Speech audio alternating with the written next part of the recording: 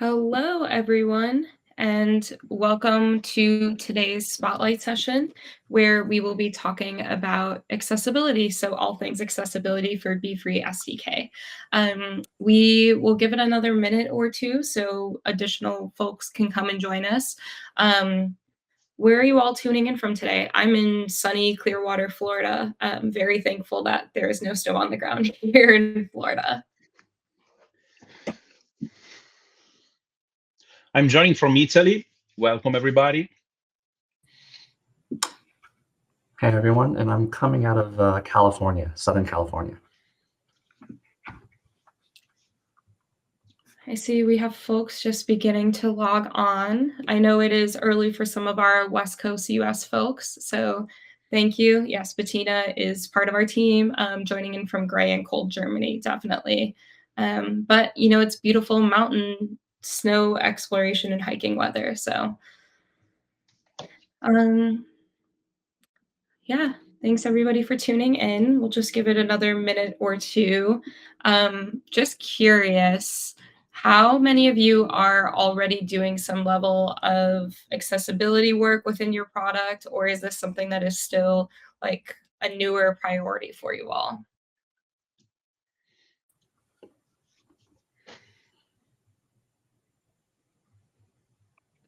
And don't be shy. This is a new webinar platform for us, by the way, if you've joined our previous Spotlight sessions. So on the right-hand panel, if you use the chat tab, that's the interactive chat tab. And then, as always, if you have any questions relating to anything we're asking today or some other burning Beefree SDK questions, we do ask that you input them in the Q&A section, again, at the right-hand panel, which I realize this is probably mirroring. Okay, Orange Boy, you work with public libraries who are very mindful of accessibility, for sure. So if you use the Q&A section on the panel to the right, if you add your Q&A, we'll answer it live on camera all at the end. Okay, great. So we are going to go ahead and get started. Thank you all for joining us. So welcome to Building Accessible Experiences with Beefree SDK, from HTML output to inclusive UX. This is our last Spotlight and Q&A session of 2025. So thank you for all of you who are joining us here, whether it's your first or your last, one of many Spotlight sessions you've joined us for. We love having you here and are always interested for what else you'd like to hear about. So say hi to your presenters. Yes, hello, everybody. My name is Matteo Sant'Agata. As you can see, I'm a senior full-stack engineering manager here at Beefree, and my team is responsible for the HTML that our SDK builder outputs. I'll pass the mic to Will. Hey, everyone. My name is William. I'm a solutions engineer at Beefree. I'm based in Southern California, and I usually handle any implementation questions or any troubleshooting on the customer support side.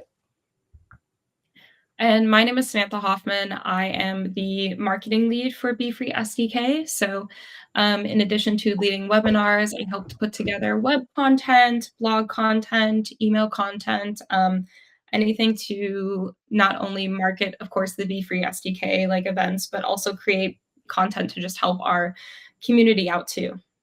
So thank you for everyone for joining us today. Going into our agenda real fast to level set. So we are starting with an intro and really making the case for accessibility. Then Matteo is going to go into a deep dive about our HTML output. Will is going to take us through both check endpoints and then also the editor UI accessibility demo itself. And then we'll get into some accessibility Q&A. So why does accessibility matter? And spoiler, this goes well beyond color contrast. So accessibility is for everyone. If you just look at the founding principles of the World Wide Web, even Tim Berners-Lee, who founded the World Wide Web or invented it, he said that the power of the web is in its universality. It's accessed by everyone, regardless of disability, and that's an essential aspect. So from the very beginning, the entire idea of the World Wide Web was making information accessible to everyone. But how does this relate to email? Obviously, a lot of us who use the Beefree SDK or implement it use the email builder. So if you look on the left, these are important things that we always talk about when it comes to email rendering. So about 4% of emails are opened in Outlook desktop, 2% of these are open in Yahoo, and 24% of emails are opened in Gmail. And this is globally.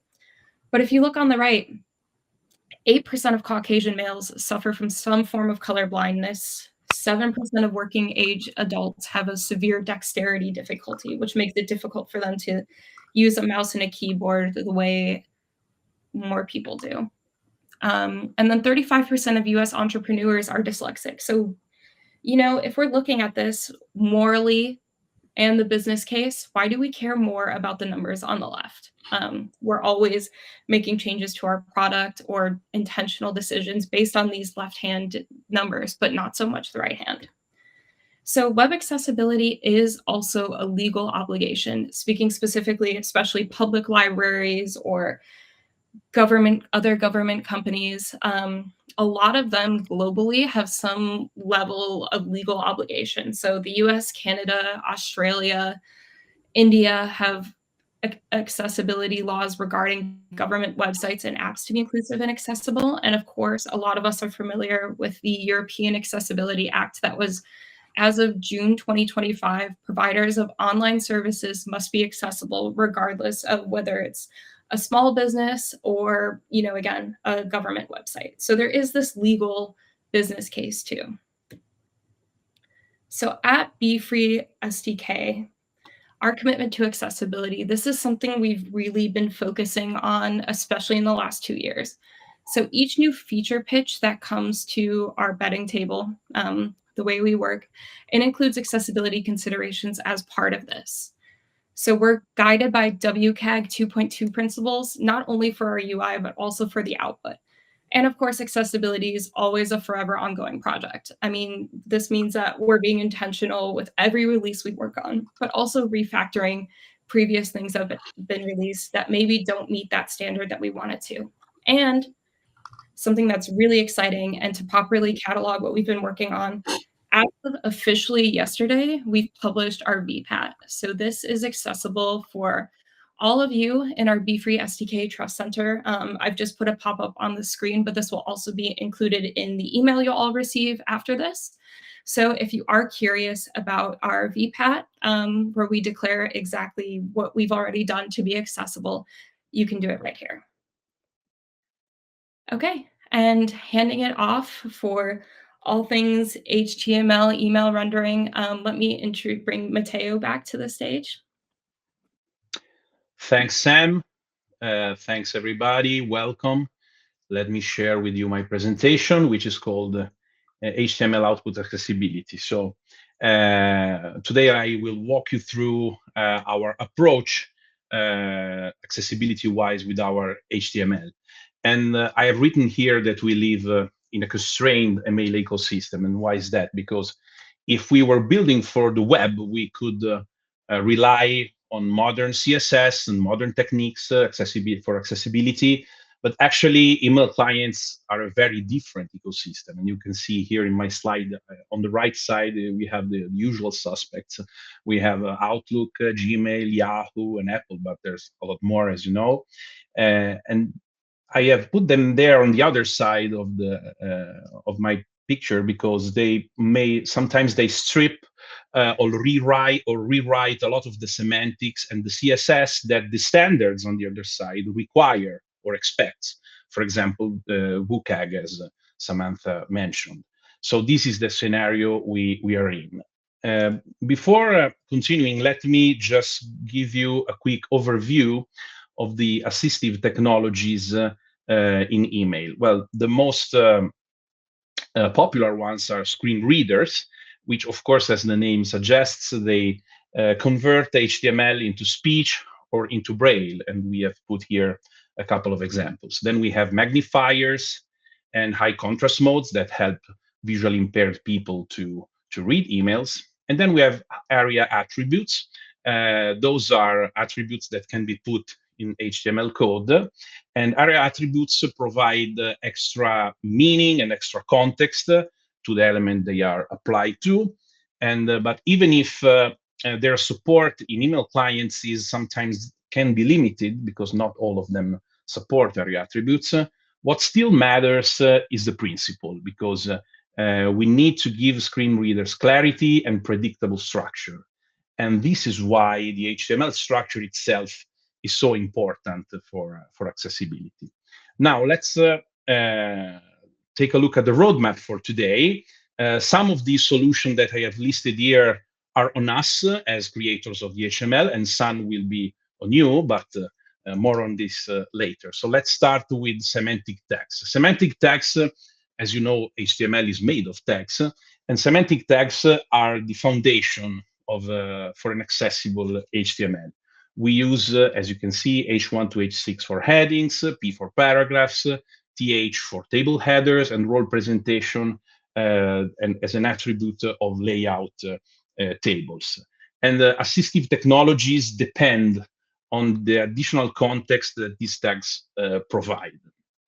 And again, even if the support for these tags is not universal, it's important that every correct tag improves the experience for those users that rely on this structure to read and to access the email. And by the way, we have put here a link to our documentation that will tell you how to add additional headings, H4 to H6, to your Beefree SDK builder if you haven't already, of course.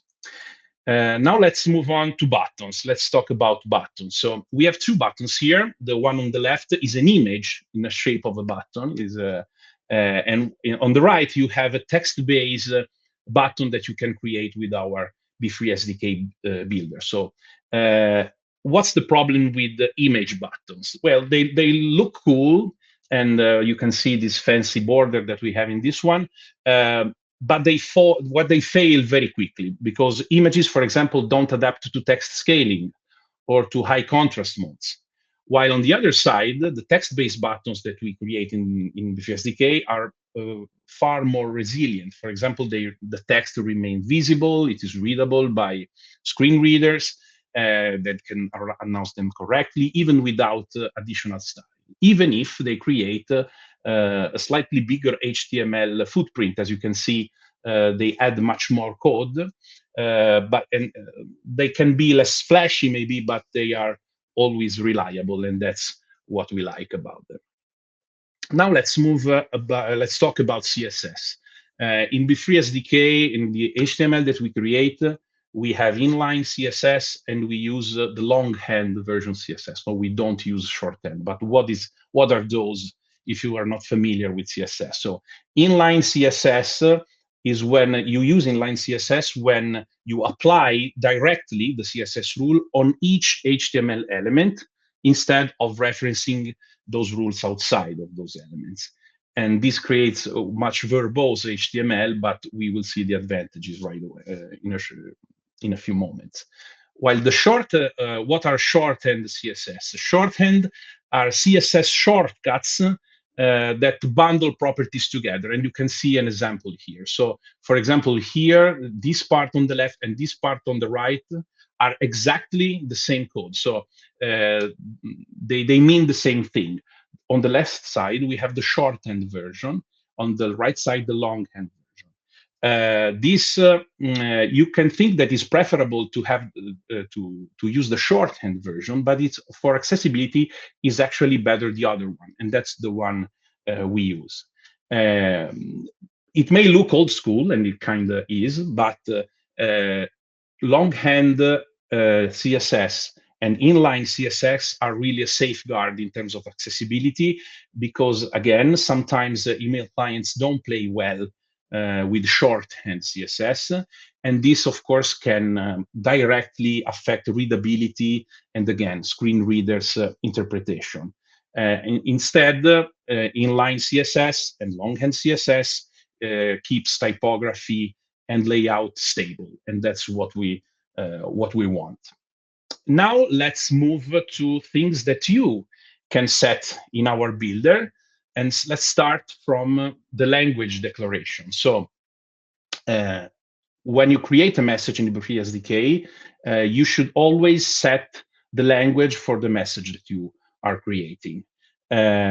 This translates, as you can see here, on this small HTML property that tells the screen readers how to pronounce the content. And without it, user can hear wrong language or wrong phonetics. And sometimes things can sound funny, as I will show you, because, for example, I have created a video example for you. And in this example, I have opened two English language HTML files in a browser that is running in an OS, in operating system that is in Italian, so in Italian operating system. The first file that you will hear the pronunciation of doesn't have the language attribute set, while the second one does. And it makes a world of difference. And you will see, oops, sorry. Let me. This message is in English, but the language option is not set. This message has the language option correctly set to English. Of course, you can tell the difference because for the first file, you get this kind of a Super Mario pronunciation of the message, while the second one, of course, is preferable. And that's what you should always set. Now let's move to images. It is always important to specify the alternative text, which in HTML lingo is shortened to alt, on every image, so that a screen reader can describe the picture to the users. If you use images in your messages, and those images carry meaning, of course, you need to describe them. For example, here I have put a beautiful picture of a pizza, and here you can see on the right side a screenshot of our sidebar from our builder, in which you can set the alternate alt text. And I have written here a pizza on a plate. Again, this translates in the code in this property. And this makes a world of difference again, because the screen reader, if you set correctly the alt text, will say out loud a pizza on a plate. So it will actually describe the picture to the user. But if you don't, of course, the only information that the screen reader has is unfortunately just the file name, which in this case, but in most cases, as you know, is not very informative. So the users will not be able to understand what the image represents. And this is very important because for users who can't perceive the image visually, the alt text is the content. So it can make really a world of difference. So to wrap up, email clients are limited, but we can still build accessible output with Beefree SDK by focusing on what actually works. So that's all for my part. Of course, I will stay around for the Q&A session. I'm inviting to the stage William. And so, William, I will stop my presentation and I will pass the mic to you. Thank you. Great. Thanks so much, Matteo. I'm just going to share my screen. Okay. Now let's walk through how our editor helps you create HTML that is accessible in the ways that Matteo just outlined. A key tool that makes this possible is Check Endpoints. And Check Endpoints are part of our Content Services API. They're a set of endpoints that you can call from your application, and it's entirely up to you how you implement them to create a complete QA experience that makes the most sense for your customers. So one great example of Check Endpoints in action would actually be the Beefree app through the Smart Check feature. So I'm just going to switch tabs here. Okay. So in the Beefree app, Smart Check lives in the top right under this dropdown. Using Check Endpoints, Smart Check will warn you of potential issues that end users often overlook, right here in this subheading, and also deliver actionable suggestions that can take your content from good to great. So One thing that Smart Check calls out are modules with low color contrast. And these modules have a low text to background color contrast ratio that are below the minimum thresholds defined in the WCAG AA. So if I were to select one of the modules called out, you'll notice that the builder automatically brings me to the module that needs attention. This is driven by another feature called Frontend Commands, which allows you to programmatically control your builder. So let's just do that one more time because I want to point out a couple more things.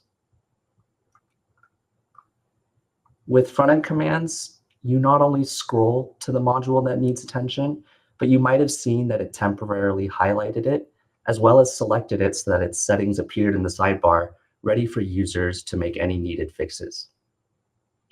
So when implemented together, you can see that check endpoints and Frontend Commands can create a smooth workflow for spotting and fixing common accessibility issues in your content. Some more things we'll call out. If you have more than one primary heading or H1 tag in your email, we'll call out those modules here, as it's important for screen readers to understand what the main title of your document is.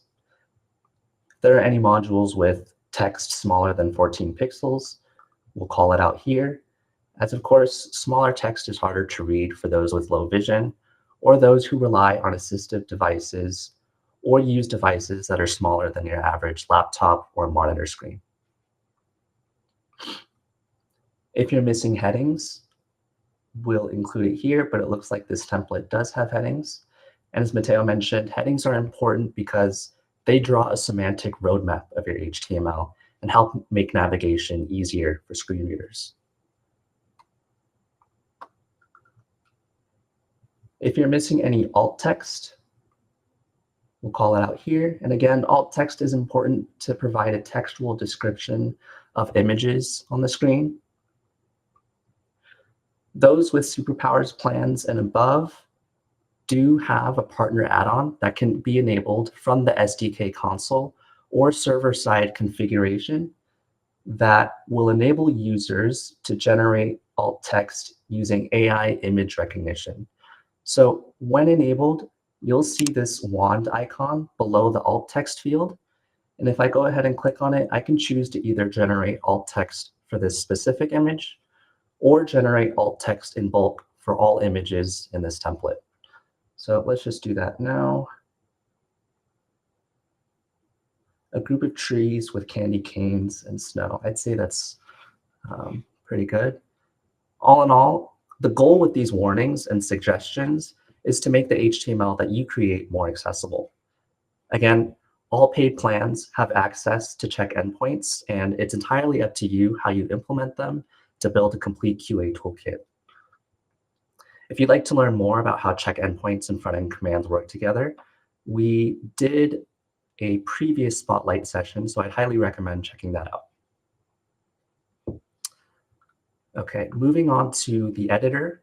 We know you care deeply about making content creation accessible for everyone, and that's why we're committed to constantly improving the editor and ensuring that it's usable for those who rely on assistive devices. So we've taken measures to ensure that the editor is fully operable with just a keyboard.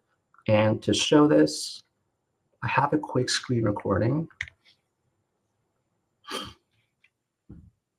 As I play, let me just tell you what I'm doing here. I'm adding an image block to the stage. It was the one that we added alt text to earlier. And then a social block to the footer. And then after I add that social block, I reorder some of the icons. And here I'm just using the keys. So we've organized all the interactive elements on this page so that as you navigate through them using tab, shift tab, the arrow keys, and so on, the flow feels very natural. We've also defined clear CSS focus styles so that at any point, the user can see where they currently are in the builder. So you can see as I'm traversing the template, I'm highlighting different blocks on the stage. So here now is where I'm reordering some of the icons in the sidebar.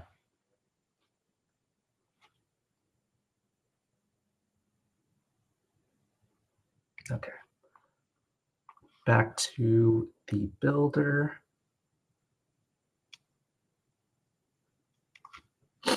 We've also included ARIA attributes, and ARIA attributes are important to screen readers because they can either describe an element's purpose, state, for example, if it's a form element, visibility, and relationship to other elements on the page.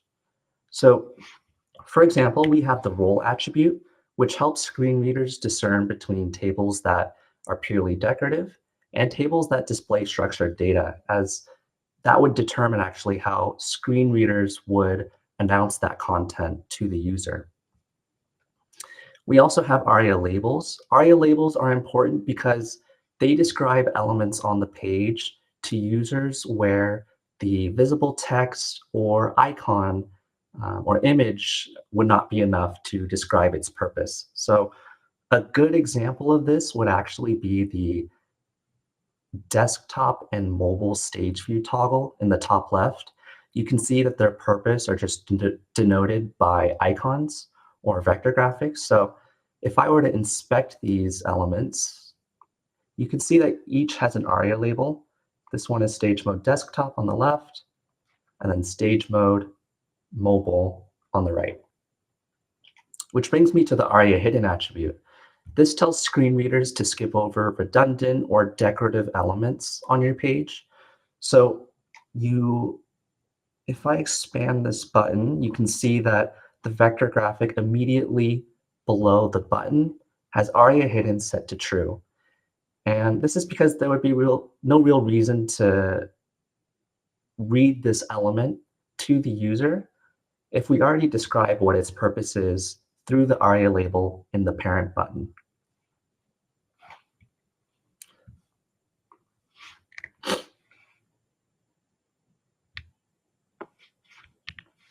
Lastly, we rolled out a new default theme in the beginning of November with a higher text to background color contrast ratio.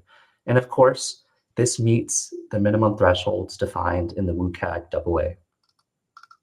So we not only want to empower you to create accessible HTML, but also ensure that the builder itself is accessible for all users.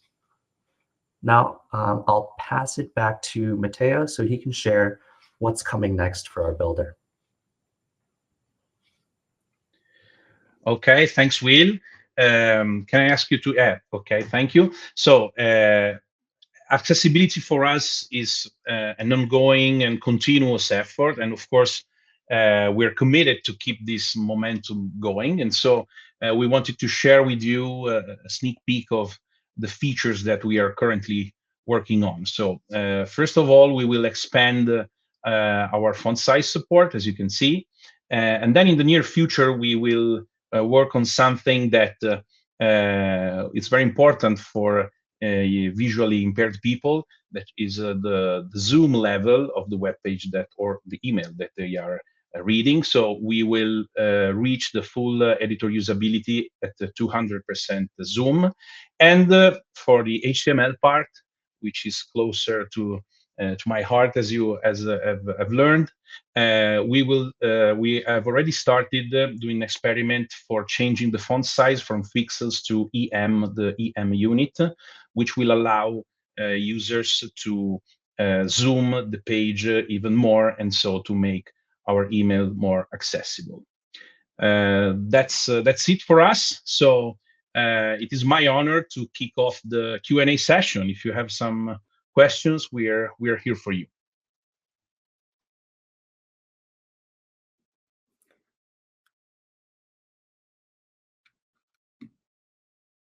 Yeah, thank you all again. So I've been here about 3 years, and it's already been really powerful, but also awesome to see the improvements we've made, both from an HTML output standpoint, and then also being able to navigate the keyboard fully, navigate the builder fully by keyboard. I think that is so important. And we also know this is something that has been really important to all of our customers.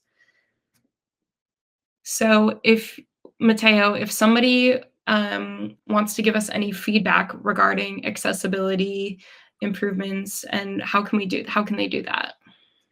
Well, they can reach out and contact our customer support. We are very, again, supportive, and for these kind of issues, we feel them, we care about them a lot. So, I mean, we always welcome feedback from our customer, and that is what actually drives our roadmap. So, the feedback from you guys is really important for us. So Paolo wanted to know whether the features presented by William are also available in the SDK. Yes, those features are available. Again, they're called check endpoints and front-end commands, and you can learn more about them in our documentation. Again, they're just a set of endpoints, check endpoints, so it's entirely up to you how you implement them. Smart Check in Beefree app is just one way in which that was done. Then we have a question from Karanthi, who asked if we have access to media content management from the SDK. Well, you don't if you refer to the level of control that you have from within the builder. But for the other question that I see here, that if you can get access to the build the email from the API, yes, you can, because we have a content services API that you can invoke, and you can send the source of our message in JSON format, and you can get not only HTML but also PDF or image, an image version of the message that you have designed. And you can also get plain text versions of the message too, which is another really helpful accessibility standpoint. Thanks, Sam. So this video and all of the documentation and links that we referenced will be sent out in an email following this presentation as well.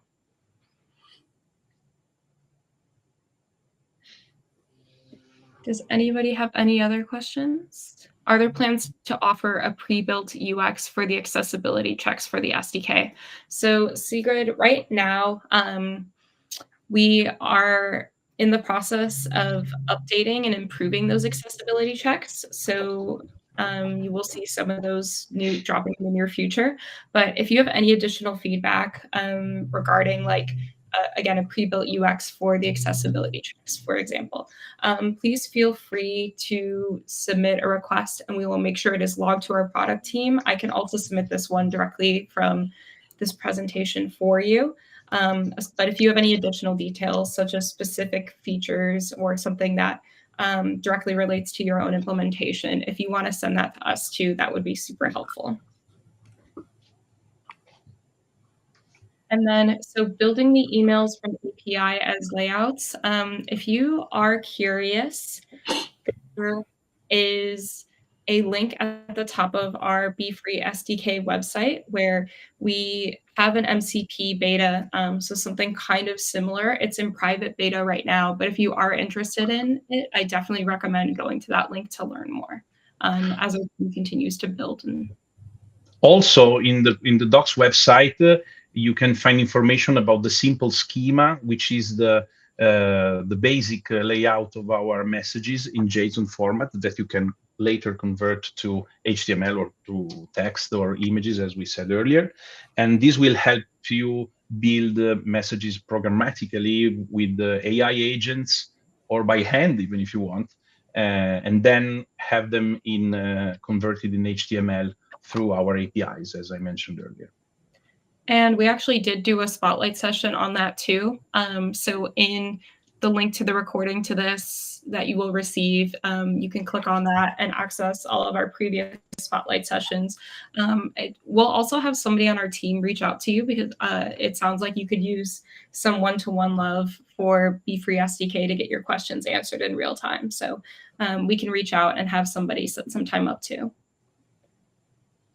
Are there any other questions? I know we've been going for about 35 minutes right now. We'll give it about 30 seconds. And if not, we really appreciate all of you joining us today. This has been super wonderful. And honestly, it's been really great to see how many of you are not only passionate, but also the feedback and the requests you've been submitting about improving accessibility in the SDK. Okay, well, thank you all. Have a great day. Have a great weekend. Thank you, everyone. Thank you. Bye. Bye.